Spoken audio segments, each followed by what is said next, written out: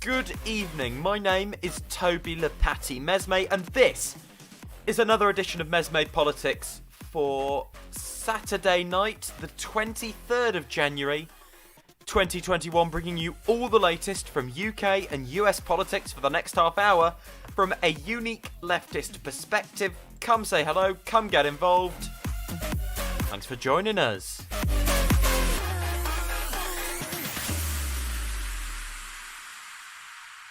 If you want to say hello, you can come and do that in the chat. It's been a pretty slow news day, but there's plenty of stuff to get through. As per always, we start with a story that shouldn't be as controversial as it actually is. So, a government proposal to pay £500 to everyone in England who tests positive for COVID-19 has been met with scepticism by the Treasury and divided opinion among experts. The idea is described as the preferred position of the Health Secretary, Matt Hancock's department, and is part of a planned overhaul of the self-isolation support scheme. This is from The Guardian. Professor Stephen Riker, who is advising the government's coronavirus response, said universal payments to self-isolate must form, quote, an essential element of our pandemic response. Saying you can't have a bureaucratic system, you can't have a system where people don't know whether they will get support or not. It has to be immediate. The way to do that is to make it universal. The proposed overhaul has been prompted by Cabinet Office polling indicating that only 17% of people with COVID symptoms are coming forward for testing. That's according to an official sensitive policy paper drawn up by the DHSC and seen by The Guardian. The Department of Health and Social Care says it could possibly cause perverse incentives for some people who are not working to catch the virus in order to test positive and be paid £500, but the likelihood of this is considered low. Right, that's right there from the horse's mouth. The universal payment would cost the Treasury up to £453 million a week, 12 times the current scheme, and that's if there were 60,000 infections per day. George Eustice, the Environment Secretary, confirmed on Friday, so yesterday, that the idea was under review and it is understood it will be considered by the government's Coronavirus Operations Committee in the next few days. Now, there's quite a lot to unpick here. Be interested to know your thoughts on the whole thing, but my position is as follows, right? £500 is absolutely, undeniably better than nothing. My view is, first of all, we have to have the principle of universality to it, and I'll tell you why in a minute. I think there should be more of an incentive to isolate, match it more to, particularly for more vulnerable people, but try and make it as universal as possible, basically match it to a living wage. This is a very sort of one-size-fits-all, in some cases will be inadequate payment. The talk that it will be abused and the British public will just take free cash and scrounge off it is ridiculous. I've heard that in the media. People are buying it. Possibly a majority of the public, or at least a plurality of the public, are buying it. It's nonsense. It is not borne out by evidence, and it sits on a premise that people are in it for themselves. No, it's, people are not taking into account the degree of struggle people are under to self-isolate. The reason people aren't self-isolating, the reason infections aren't going down, isn't because people are breaking the rules. It's because they're being forced to go to work, and it's because they can't put food on the table if they isolate. That's why you want compliance. Do something like this, but maybe go even further. What it will cost is absolutely peanuts compared to the amount we've spent so far and the cost of allowing COVID to continue to run rampant. The brilliance of this is in its universalism. it cuts through all those layers of bureaucracy. That's its biggest selling point. I was initially sceptical of one size fits all, but when you really look at it, right, how do you cut through all the bureaucracy that's denying people who need it the payments? Well, just hand it out, blanket, right? That's what you have to do. It's what they've done with stimulus checks in the US to an extent, although nearly 10 million, something like that, have slipped through the cracks because of the income-centric way the Trump administration measured it. The Biden administration is looking into that. But the point stands. The universality, the universalism of the whole thing is the absolute brilliance of it. The rhetoric, the Tory rhetoric around welfare is seeping into the response to the coronavirus and the British body politic. I think it's really important to highlight this because they're winning the terrain. We are looking at things in a really skewed way through a right-wing lens, right? So we're talking about all this as handouts when actually it's necessary. We're blaming individuals and the public rather than a collective failure to support people. And we're turning on each other rather than demanding support from the government. Toryism, in the age of coronavirus, is winning. Toryism is winning the ground during COVID. The public are believing all this, and there is no real oppositional argument, as was the same in the age of austerity. No oppositional argument being put forward against this rhetoric, as was never put up against the nonsense scapegoating of welfare scroungers and all this sort of stuff. And the public aren't looking at the government and going, "Oh my God, you're spending all our money, this is a disaster, you're spaffing it up the wall, spending it on private contractors." No, the public are looking at the public and saying they're taking all our money with handouts. Still, in the age of COVID. I mean, it's a brilliant tactic for the Tories because it completely lets them off the hook, but it's just not true. And we, you know, I think we really need to actively combat those perceptions out in society. Here's a report from Sky News, sort of related, on the new variant and what we know. On the outskirts of Cambridge, scientists are tracking the spread of the new variant of the virus. 10,000 samples a week taken from people having COVID tests are analysed by the Wellcome Sanger Institute. They've spotted mutations that not only make the virus more transmissible, but also, it's now been revealed, more deadly. If you took somebody in their 60s, a man in their 60s, the average risk is that for 1,000 people who got infected, roughly 10 would be expected to unfortunately die with the virus. With the new variant, for 1,000 people infected, roughly 13 or 14 people might be expected to die. Genetic analysis of virus samples has also shown that the South African variant has now been detected in at least 44 people in the UK. Research suggests it may evade some antibodies. And with another version in Brazil, significant mutations that give the virus an edge seem to be cropping up faster. Scientists say that's because there's lots of cases. In general, we think that it's just simply that there's just so much virus around and so many different people that the probability of one of these mutations occurring is increased by the fact we've got lots of virus. So really the real answer for this is getting the number of cases down. Since the virus started spreading in Wuhan, it's been mutating every 2 weeks into distinct but related versions, visualised as an increasingly crowded family tree by the Next Strain Tracker. Most mutations don't matter. Only recently have new, more significant descendants evolved in the UK, South Africa and Brazil. Some of the significant mutations cropping up in the new variants of the virus here in the UK, in South Africa and Brazil are the same. Scientists call it convergent evolution. Just as birds and bats have both evolved wings independently to fly, so the virus is coming up with the same strategy for evading the immune system. New research in Cambridge shows how fast the virus can evolve inside the bodies of people with poorly functioning immune systems. A man treated for 100 days became an incubator, with the virus changing in response to every treatment. Within days, you would see shifts, big population shifts, and it tells you that there's so much virus turnover in individuals, as I've been saying, that this virus is replicating at huge rates. The really big changes in the virus came when he was given convalescent plasma, and so contains many different types of antibodies. Every time an infusion was given, the virus population completely changed.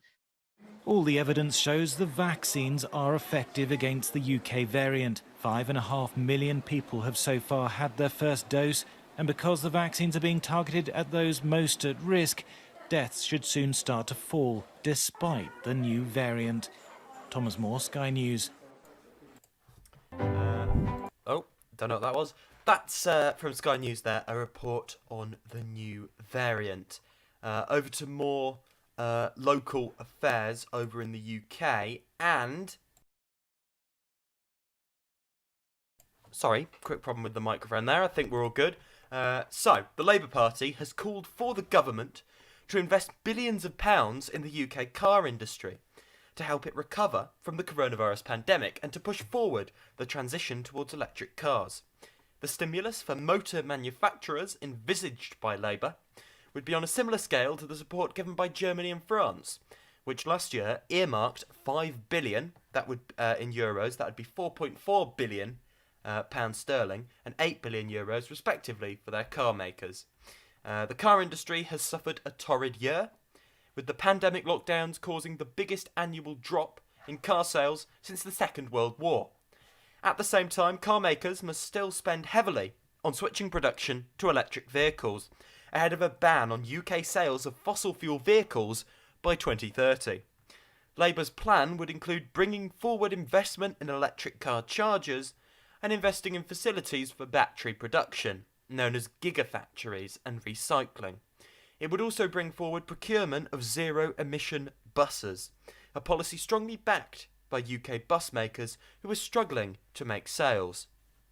Lucy Powell, Labour's Shadow Minister for Business and Consumers, told The Guardian that the UK had an opportunity for growth beyond the European Union if investments in electric vehicle technology were made now, saying sectors like automotive, aerospace too, are competing in that global economy, that pan-European economy.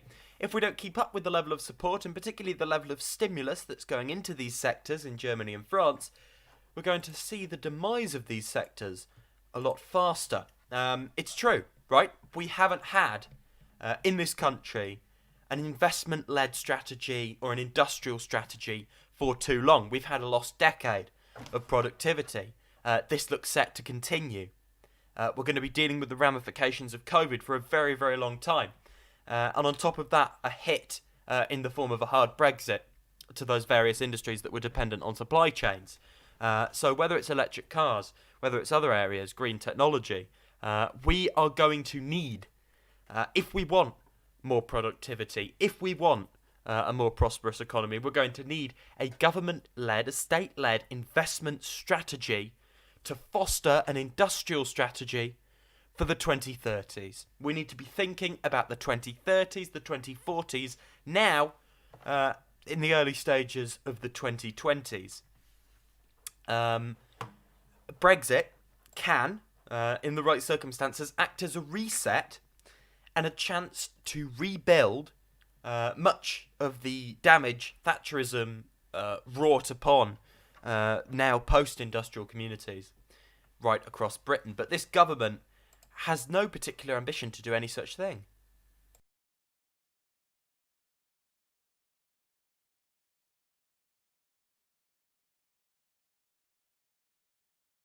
I'm ever so sorry. We had a brief issue with the microphone again there. It should all be alright now. At least I didn't go for more than 5 seconds. But thank you for joining us this evening on MesmePolitics. John says, fear they have been too slow already. The Asian countries are streets ahead in electric battery and car manufacturing. You're right.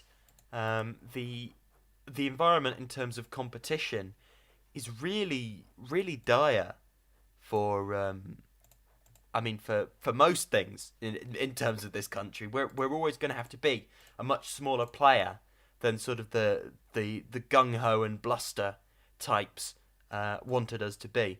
Here's Mitch McConnell the other day, just an update. Mitch McConnell talking about a new timing for the impeachment trial over in America, and then we'll hear Chuck Schumer announcing when the impeachment trial will be. Schumer. The mob was fed lies. They were provoked by the president. The start of the trial is in limbo until... So, hang on. Have a listen. This is Chuck Schumer announcing when Trump's impeachment trial will be. We have made good progress in our efforts to determine the timing and structure of the impeachment trial of Donald J. Trump. For the information of all senators, the House managers will come to read the article of impeachment at 7 p.m. on Monday, January 25th. Members will then be sworn in the next day, Tuesday, January 26th. After that, both the House managers and the defense will have a period of time to draft their legal briefs, just as they did in previous trials. During that period, the Senate will continue to do other business for the American people, such as cabinet nominations and the COVID relief bill, which would provide relief for millions of Americans who are suffering during this pandemic. Then, once the briefs are drafted, presentation by the parties will commence the week of February the 8th. The January 6th insurrection at the Capitol, incited by Donald J. Trump, was a day none of us will ever forget. We all want to put this awful chapter in our nation's history behind us. But healing and unity will only come if there is truth and accountability. And that is what this trial will provide.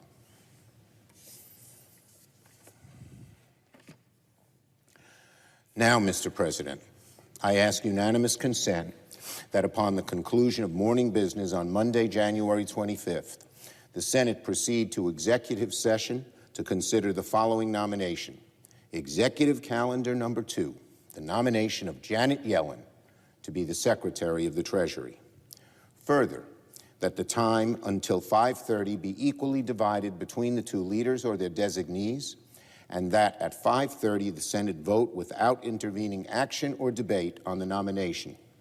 That if confirmed, the motion to reconsider be considered made and laid upon the table, the President be immediately notified of the Senate's action. Without objection, so ordered.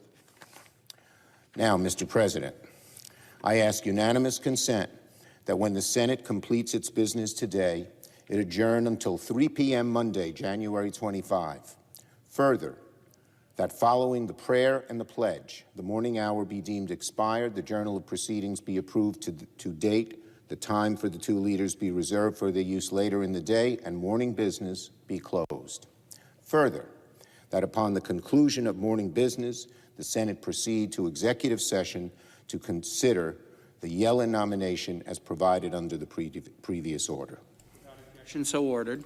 That's Senate Majority Leader Chuck Schumer, so it appears we're heading for, amongst all the rest of that, an impeachment trial in the middle of February. We don't know how that will clash with other Biden administration initiatives, but we will see.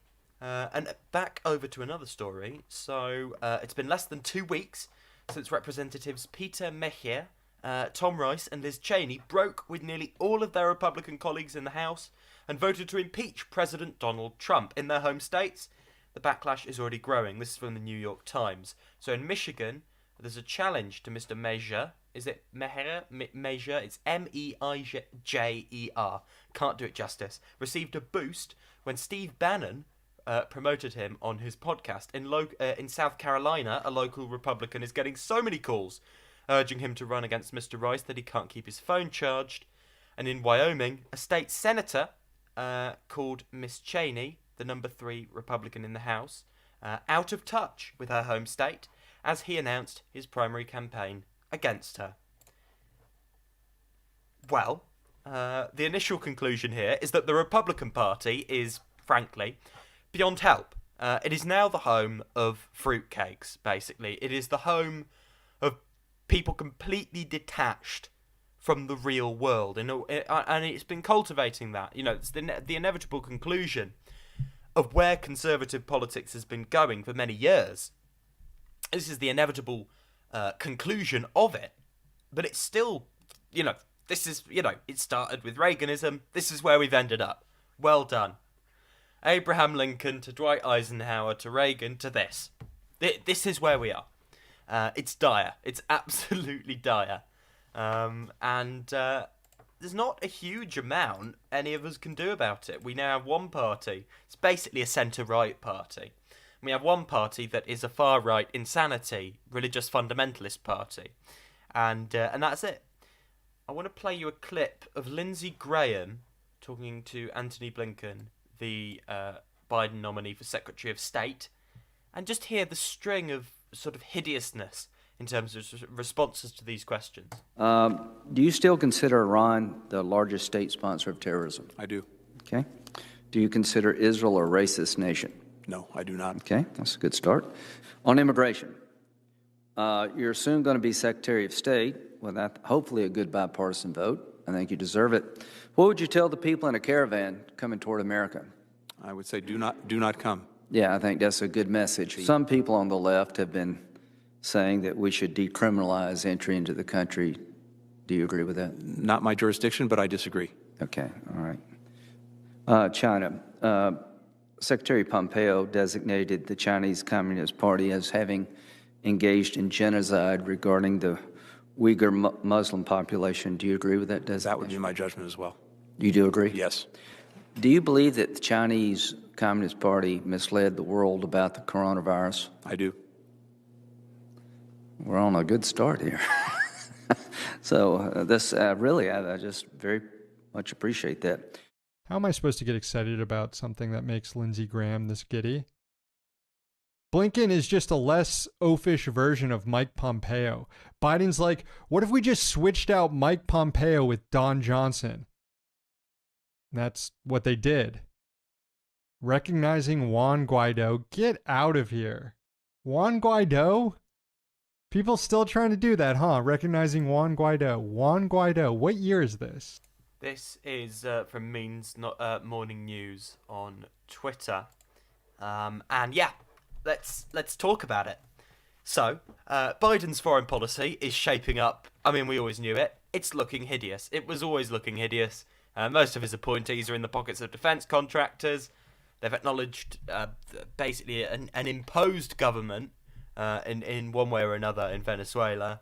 They're ramping up tensions with China, ramping up tensions with Russia. We've got just the whole trifecta of horrors coming from the Biden administration. If things turn a bit more liberal, a bit more nice domestically, in terms of some progressive reforms here or there, or at least some decent legislation, which is plausible, not likely, but plausible. The foreign policy that goes with that will be monstrous. Absolutely monstrous, as is the way, right? FDR's foreign policy, Harry Truman's foreign policy, monstrous. So when an American president actually does some quote-unquote liberal things at home, rather than sort of semi-conservative, they tend to be murderous monsters abroad. And that is quite possibly going to be one of the biggest things we have to push back on during the Biden administration. And push back, I mean fight it every step of the way. There are so many things they've already done and said that are horrendous and have just slipped under the radar. So much. Then we've got a new terrorism law potentially coming through that will curtail civil liberties yet further. And on top of all that, just the whole thing, it looks bad. It looks really, really bad. More bad news. So Rasmussen's daily survey number for Joe Biden, his first approval rating, it opens below Trump and below Obama, pretty much below any starting president, at just 48% approving and 45% disapproving. There are a few things to look at here. This is likely an outlier, possibly an outlier, because Rasmussen has really, it seems like it was trying to correct the overrepresentation of Democrats in opinion polling, and went even further the other way, and has had overwhelmingly good ratings for Trump right through his tenure. And he opened with 56% on this when he was first president, and overestimated Trump's vote share throughout the election, basically viewing both parties as tied. In fairness, was closer than the estimates that Biden was 20 points ahead or 15 points ahead. He was only four points ahead in the end, pretty much. But likely an outlier. I would say, things are very much polarized, but the administration coming in should be getting 55-60% approval, and that could go up as they tackle COVID because of all the favourable comparisons that can be made with the Biden administration and the Trump administration in terms of handling COVID. If not, then this is dire. It speaks to terminal ungovernability in America, and it shatters records for a dire showing for the first polling of a presidency, including the Trump presidency. Absolutely dire. 48%. If that holds in the next couple of polls that aren't from Rasmussen, likely an outlier. But if so, that is sort of meteor falling out of the sky levels of catastrophic. There's no two ways around that. Final story of the day. Over to the UK, and the European Parliament is pushing for UK overseas territories, including the British Virgin Islands, Guernsey and Jersey, to be added to an EU tax havens blacklist after the conclusion of the Brexit deal, sending a signal that tougher action on tax avoidance was required in response to the coronavirus pandemic. MEPs voted overwhelmingly in favour of adding more nations and territories to a list of non-cooperative jurisdictions. Robert Palmer, the Director of Tax Justice UK, said post-Brexit the UK tax havens have lost their protector within the corridors of Brussels. I'd expect to see the EU ramp up pressure on places like Jersey to clean up their act. The UK itself has been warned that if the government tries a Singapore-on-Thames approach with a bonfire of regulations and taxes, then the EU will respond swiftly. Debating the vote on Wednesday, a Spanish Conservative MEP said who would set up in European territory if they can set up in Gibraltar and not pay tax and have access to the European Union. We were concerned about the UK becoming a Singapore on our borders, so should we accept a tax haven on the borders at Gibraltar? UK overseas territories have also come under the microscope after allegations of widespread political corruption, as we all know, misuse of taxpayers' money, and a climate of fear led the governor of the British Virgin Islands to establish an independent judge-led inquiry into the claims. John says, good.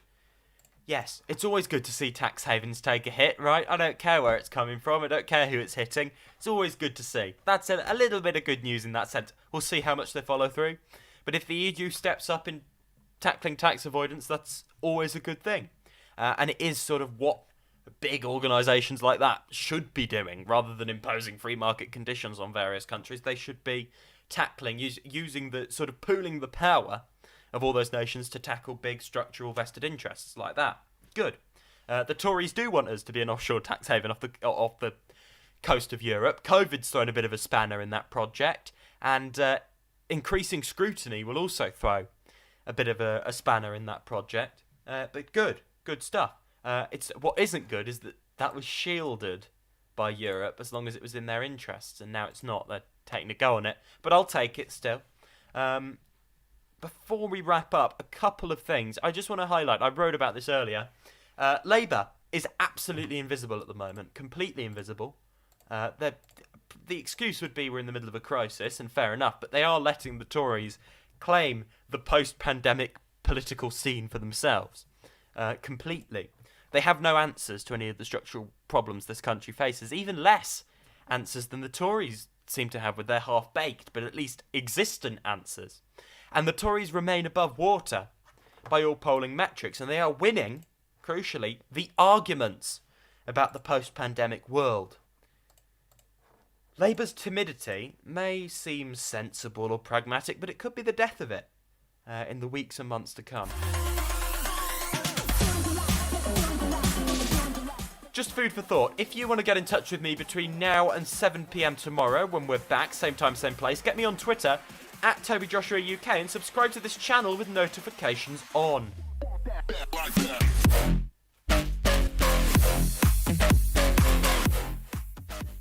If you want twice daily 2-minute reads on UK and US politics, get me on Medium at TobyJoshuaPolitics. Please subscribe. Like the video to help us out with the algorithm. Thank you for getting involved. Enjoy your Sunday. I hope you had a good Saturday. And I'll see you tomorrow night to close off your weekend.